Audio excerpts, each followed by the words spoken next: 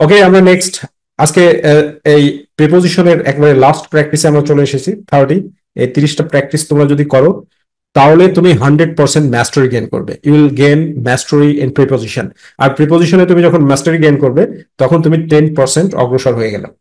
প্রথম 4টা আইটেমের উপরে তুমি ম্যাস্টারি গেইন করা মানেই তুমি কিন্তু 90% অ্যাচিভ করেছো। ঠিক আছে, আর 10% অ্যাচিভ করা তাহলে তোমার জন্য এরকম 20 মারার বিষয়। ঠিক আছে, আর বইতে কি আছে ফ্রি হ্যান্ড রাইটিং এর জন্য একেবারে স্পেশাল ট্রিক আছে, play with words. Okay, play with words. তো সেইটা এই জন্য বইটা কালেক্ট করে নাও। ওকে, এইটা কমন, এইটা অনেক বোর্ডে এসেছে যে corruption is a curse. Corruption মানে কি? দুর্নীতি ইজ এ কার্স, একটা অভিশাপ ফর এ ন্যাশন, একটা জাতির জন্য। কার্স ফর মানে অভিশাপ।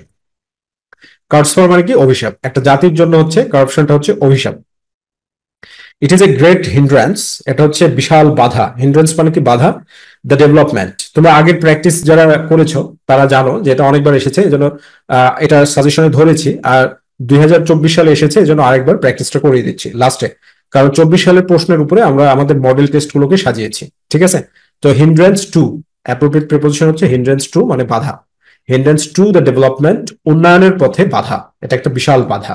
ঠিক আছে, এরপরে কি যে corrupted people A nation will surely suffer, এটা এবারে হুবহু কমন আসছে। ঠিক আছে, সিলেট বোর্ডে এটা হুবহু কমন আসছে। এরকম হুবহু কমন দেওয়ার কারণ আছে, কারণ হচ্ছে 2024 সালে সিলেটে প্রচুর বন্যা হয়েছিল, আর বন্যার কারণে পরীক্ষা কিন্তু পিছনে নেওয়া হয়েছিল, এই জন্য হুবহু কমন দিয়েছে।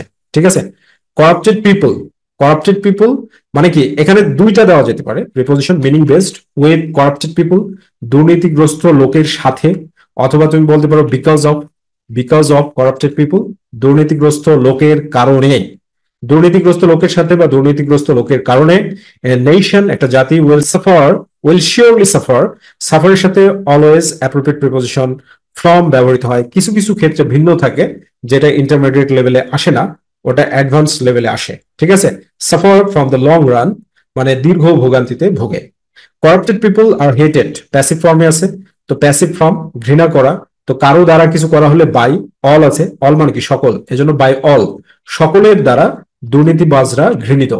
করাপ্টেড পিপল দুর্নীতিবাজরা, আর হেটেড ঘৃণিত বাই অল সকলের দ্বারা, তার মানে সবাই দুর্নীতিবাজদের ঘৃণা করে। দ্য কমন মাস, সাধারণ মানুষ, হ্যাভ নো গুড ফিলিং, ভালো অনুভূতি নেই। হ্যাভ নো নেই, গুড ফিলিং ভালো অনুভূতি, দেম কারণ দর্শাচ্ছে, এজন্য ফিলিং ফর তাদের জন্য, ফিলিং ফর তাদের জন্য ভালো কোনো অনুভূতি নেই।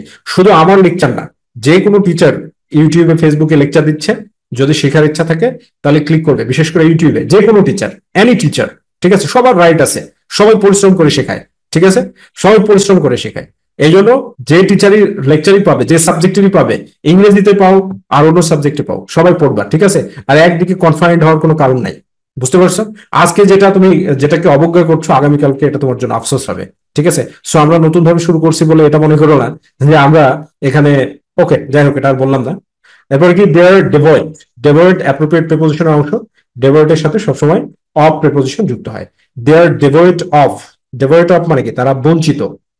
অনেস্টি অ্যান্ড পিওরিটি, সততা এবং বিশুদ্ধতা থেকে। দে ডোন্ট অ্যাভয়েড, অ্যাভয়েডের সাথে তোমার যদি বাই প্রিপোজিশন যুক্ত হয় তাহলে মিনিং হয় হচ্ছে মেনে চলা। দে ডোন্ট অ্যাভয়েড, তারা মেনে চলে না। দ্য সোশ্যাল রুলস, সামাজিক নিয়ম কানুন। Modality doesn't have an impact, morality doesn't have, নৈতিকতার নেই, অ্যানি ইম্প্যাক্ট কোনো প্রভাব, দিস ক্রিমিনালস, এই ক্রিমিনালদের, তার মানে ক্রিমিনালদের উপর, ইম্প্যাক্টের সাথে অন প্রিপোজিশন যুক্ত হয়, ইম্প্যাক্ট অন দিস ক্রিমিনালস, এই ক্রিমিনালদের উপরে কোনো প্রভাবই পড়ে না। They bring no sweet fruit, they bring no sweet fruit, তারা কোনো মিষ্টি ফল আনয়ন করে না, ফর দেয়ার ল্যান্ড, তাদের দেশের জন্য। এখানে ল্যান্ড মানে জমি না, এখানে ল্যান্ড মানে হচ্ছে দেশ, তাদের দেশের জন্য। অ্যান্ড সো, এবং সুতরাং, it is high time, my dear student, এটা হচ্ছে একটা কনসেপ্ট। ইট ইজ টাইম আর হাই টাইমের পরে সবসময় ভার্বের পাস্ট ফর্ম ব্যবহার করতে হয়। ইট ইজ টাইম বা হাই টাইমের পরে যখন ভার্ব বসে তখন সেই ভার্বটার পাস্ট ফর্ম ব্যবহার করতে হয়। ইট ইজ টাইম বা হাই টাইমের পরে ভার্ব বসলে পাস্ট ফর্ম। স্টুড এগেনস্ট, বিরুদ্ধে দাঁড়ানো। Them unitedly, against, against them unitedly, তাদের বিরুদ্ধে দাঁড়ানোর জন্য। সো আমাদের এইচএসসি নোটবুকের মধ্যে একেবারে grammar, preposition, completing sentence, words and phrases, narration, everything, writing পার্টের জন্য প্যারাগ্রাফ, ফর্মাল লেটার, সবকিছু আছে। সো আমাদের এই বইটা কালেক্ট করে নাও, তুমি তোমার A+টাকে নিশ্চিত করো, আর তুমি তোমার ইংরেজিতে মাস্টারি গেইন করো। বই কালেক্ট করার জন্য স্ক্রিনে দেখানো নাম্বারে যোগাযোগ করো বা মেসেঞ্জারের মাধ্যমে যোগাযোগ করে বইটা কালেক্ট করতে পারো। সবাই ভালো থাকো, সুস্থ থাকো, আল্লাহর কাছে দোয়া করি সবাই ভালো থাকো, সুস্থ থাকো এবং সফলতা গেইন করো। এবং বরাবরের মতোই আমি যেটা বলে থাকি, বি হ্যাপি অ্যান্ড সাকসেসফুল। আসসালামু আলাইকুম ওয়া রাহমাতুল্লাহি ওয়া বারাকাতুহু।